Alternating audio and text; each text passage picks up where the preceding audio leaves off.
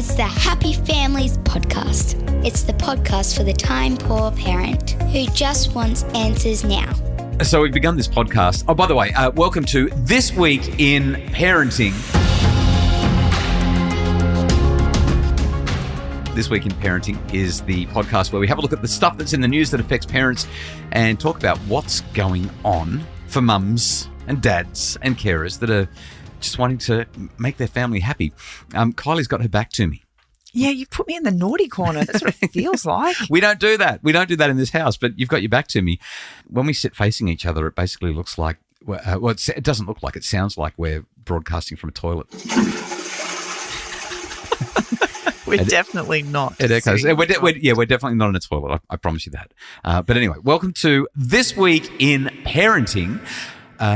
Kylie, we have a bunch of stories. You are, as always, conducting the music here. What are we talking about first and where are we going with it?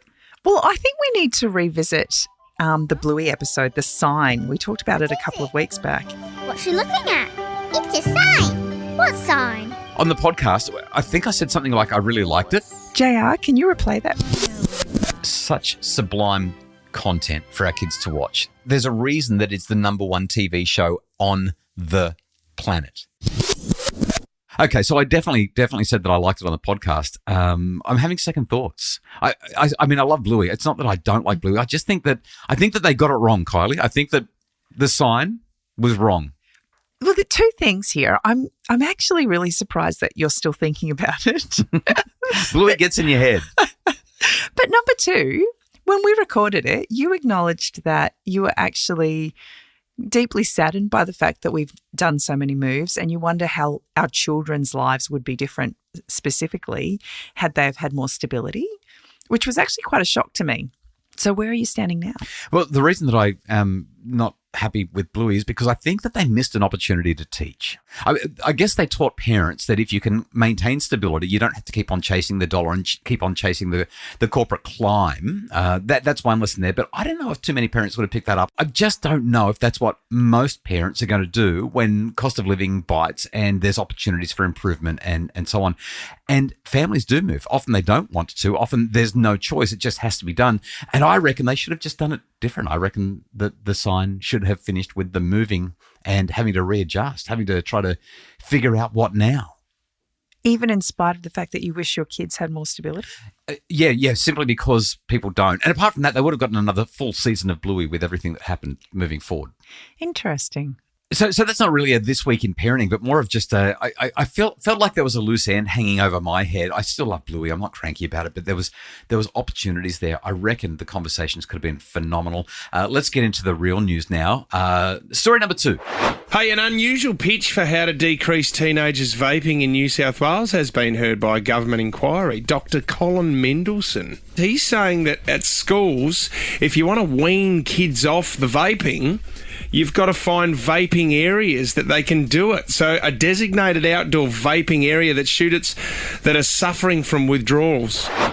So there's a parliamentary inquiry probing New South Wales vaping regulation and compliance happening right now. And an academic in New South Wales, a fellow by the name of Colin Mendelsohn, who is the founding chairman of the Australian Tobacco Harm Reduction Association, has said that basically the government's efforts to regulate the vaping industry are a completely dismal failure. Vaping laws have existed saying that it's been illegal to import or sell nicotine vapes without a prescription in Australia since mid-2021. What we also know, though, is that vapes that do not contain nicotine are currently legal in New South Wales.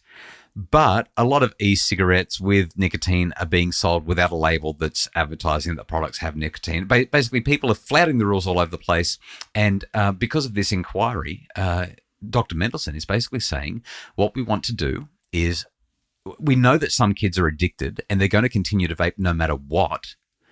And therefore, his focus is on minimizing harm to the child and harm to the classroom. He also said, and this was interesting, he said vaping was one of the least harmful risk behaviours children indulge in. And he said he would much rather his children or grandchildren vape than smoke or drink drive. Regardless, really, really, really bad for you, really unhealthy. And this is the conversation that's happening right now. So I guess the thing that I find most intriguing about this is just the acknowledgement. We know how harmful cigarettes are. Yeah. Nicotine is a drug that our kids have access to every day. Like they can walk into any store as long as they've got, an adult purchasing for them. They can get access to it whenever they want. Smoking is on the way down, by the way. Smoking has been on the way down for quite a while, but vaping has gone through the roof. Yeah, absolutely. Skyrocketed. Yep. And so it's really intriguing to me that we're having a conversation about how we teach our kids to have safe access to it when we recognise and know just how harmful it is. Yeah, the impact of vaping on physical health, but also mental health. There's concern that if someone's anxious or depressed or using vapes for other reasons, then it could exacerbate those issues. I'm really sympathetic to and understanding of the compassionate grounds for a harm reduction policy. But fundamentally, these things are dangerous. I read something that there's something like 200 chemicals contained in vapes, and many of those chemicals cause cancer. It's known that they're carcinogens. I just think it's nuts that people are getting away with this, that the government doesn't do more to crack down. I mean, it's almost like they've shrugged their shoulders and said, oh, too bad, so sad. We're having this inquiry. We're going to try to tighten things up. But ultimately, people are still going to do it. I guess that's what government's there for, so that they can try to make something happen that's an improvement. Definitely don't let your kids vape. Encourage them to stay away from it. If you want more about that, have a listen to my conversation with Dr. Lisa D'Amore on Instagram. We will link to that one in the show notes. Story number 3. As regulation around vaping tightens right the way across the country, there are concerns the crackdown might cause kids and teens to switch to other products. Yeah, nicotine pouches have now grown in popularity after viral videos advertise them as a means of quitting e-cigarettes. Well, this is actually a little bit of an extension from the vaping conversation. Kids are now having access to nicotine pouches. Yeah, so there's a brand new nicotine product out. It's becoming increasingly popular with young people, and here's the scary thing. A lot of parents won't even know that their kids are using it because they're essentially invisible. Nicotine pouches, they're called zyns or snus or little lip pillows. It sounds so nice, doesn't it? It sounds so friendly, so gentle. A little lip pillow. They've become fashionable, all thanks to, what do you know, social media. Social media is the heart of kind of everything that's going wrong with the world, I think. They look like these tiny tea bags. They're filled with nicotine. Flavors include mint, bubblegum, mango. It sounds so good, doesn't it? And you just place this tiny little nicotine pouch between your lip and your gum, and the nicotine is absorbed directly into the bloodstream. Here's what some young people said on A Current Affair about these nicotine pouches. I was in high school, a lot of people were doing them, and that's where I initially tried them. But 18-year-old Matilda and 20-year-old Jacob have both tried pouches. You pull it out and it's just like gum. People won't really blink an eye at it rather than seeing puffs of clouds coming out. at one point I put 8 in just for the giggles, and it killed my mouth. So the whole goal is that these pouches are very, very discreet. They smell good. And unfortunately, they get you addicted to nicotine. Well, it's like a breath freshener with a kick, right? Oh, wow. That sounds like a marketing line. Wow, you didn't mean that, but that was good. Yeah, and people keep on mentioning, in like kids in focus groups, keep on mentioning these pouches. They're getting them from tobacconists. They're buying them online. They're this trendy new thing. They're not... But did you say they're illegal? They are not legal products in Australia. And I guess something aligned with that, chewing tobacco. That's been banned in Australia since 1991. This is kind of like a less obvious version of that. And they're not chewing it. They're just sort of sticking it in between their gums and their lips. It's kind of crazy. Tobacconists reckon that nicotine pouch sales are absolutely booming. And no surprise, 2 of the largest tobacco companies in the world, Philip Morris and British American Tobacco, have created their own brands. Reading from news.com.au, in 2022, the TGA, the Therapeutic Goods Administration, seized around about 110,000 of those pouches. Last year, 3.5 million. And so far, this year, the Federal Health Department reckons about 5.1 million units were under assessment for seizure. These nicotine pouches are booming. So the thing that I find really curious about all of this is just the acknowledgement that often we have conversations about the fact that the government needs to do more to safeguard our kids or, to change laws or whatever. But you're literally telling me that sales are going through the roof for these pouches and yet they're illegal. They are illegal, yeah. we have these laws, but there's no enforcement. Well, I'm not a legislator. It's curious to me. Yeah. If you're going to create a law, then there needs to be a way to safeguard the citizens of any society, but also to enforce the law, or else the law becomes a joke. Yeah, bigger fines, closing shops, that sort of stuff. Here's an interesting thing that I discovered. A medium-strength nicotine pouch contains about 10 milligrams of nicotine.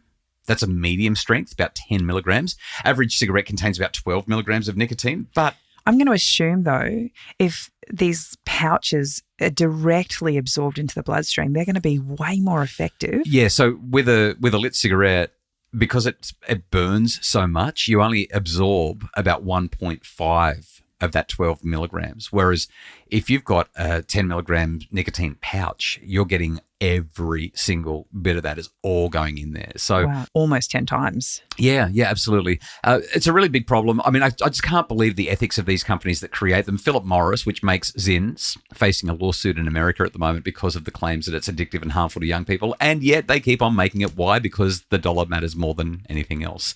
Story number 4. The South Australian government are working towards banning social media for under 14s. South Australian Premier Peter Malinauskas says a ban would help young people improve their mental health. The excessive use of social media within of itself is actually doing harm to our young people's mental health. And then we're seeing a dramatic spike in childhood depression, childhood anxiety at its most extreme end. We're seeing evidence of youth suicide. And I think we're sort of at the point now that governments have to act. This is a really, really vexing, really challenging, tricky issue. Oh, gosh, I don't know what the right thing to do here. People get around bans.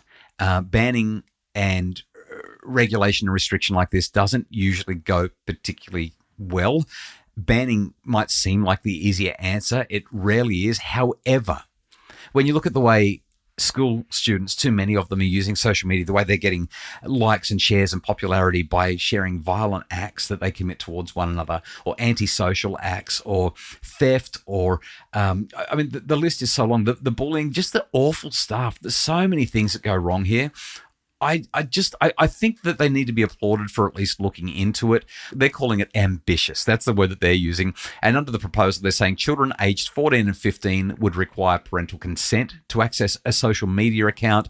If you're under 14 in South Australia, you just wouldn't be allowed to use social media. Now, again, I have no idea how they'll do that. They've got some very, very credible and thoughtful people looking into what that might look like. Obviously, everyone around the place has got a big opinion about it. Good on them for having a look at it. If it could be done in a productive and effective way, I'm all for it. I'm actually all for it. I just think social media, the phone-based childhood and all the awfulness that goes along with it, the more we can keep our kids away from it and the longer we can keep our kids away from it, the better. Start slow, delay access. I mean, this is the right idea. I don't know whether it can be executed. I don't know if there's got to be a better way of doing it, but I love that we're talking about it. And that would normally be enough, but one more, just one more today, because we love This Week in Parenting. Australian model Ali Gonzalez said parents go into defence mode over her viral list containing 118 reasons not to have kids. Yeah, so this 33-year-old who's been with her husband for like 15 years or something, which is that's great stuff. But she published this list on social media, went absolutely viral, 118 reasons why I'm never having kids. She said in response to people's queries, she said, this is a very honest personal list as to why I will remain child-free. She said, it's my own personal thoughts based on a lot of my own experiences or things very honest people have shared with me personally or online. And then she shares a whole heap of things. Kids can be rude. She said you have to take your kids to sports on the weekend. Oh, no, imagine you have to go to your kids' parent-teacher interviews. You have to pay school fees in excess of $10,000 per year if you want your kid to go to a good school. Then you've got the C-section scars. Your vagina will be different post-natural birth. The epidural needle is massive. A whole room of people see your vagina and your insides. You more than likely will poo yourself during birth. You could get postpartum depression. The food you cook your kids will usually not be eaten because kids are picky eaters. Oh, it's so depressing. And if you have kids and regret it, you're stuck with them forever. My favourite one was reason number 19. They can poo inside you. I presume she's speaking about when the baby is inside you, that it has to have some sort of waste elimination. I wonder if she knows that it's all biologically okay. Like that's... Look, I read the list and obviously... Body swelling, face swelling. I mean, all of the things are legit, right? They all happen. Yeah. But the reality is everybody has their own opportunity to make their own minds up whether or not they want children or not. Well, she's not trying to convince other people that she's right. No, but what she is saying is that people who are parents specifically get really upset with her decision not to, and they're trying to convince her that she's making a bad choice. I don't know why people get so hot under the collar about this. And that's my thing. I just think each to their own, and based on her list, she's not a mum. She probably, yeah, that's right. She's not a mum. And I'm really grateful that she has the foresight to recognise that she's not a mum. Best line of the article. Gonzalez, who has been with her husband, Ross, for 15 years, said the two of them have worked really, really hard for peace. Quote, now we just don't care to disrupt that peace, she said. Good move. Because if you have kids, you're going to disrupt that peace. As parents of 6 kids, what is peace? What is peace? We hope that you've enjoyed this week in parenting. Thanks so much for listening to the Happy Families podcast. It's produced by Justin Rulon from Bridge Media. Craig Bruce is our executive producer.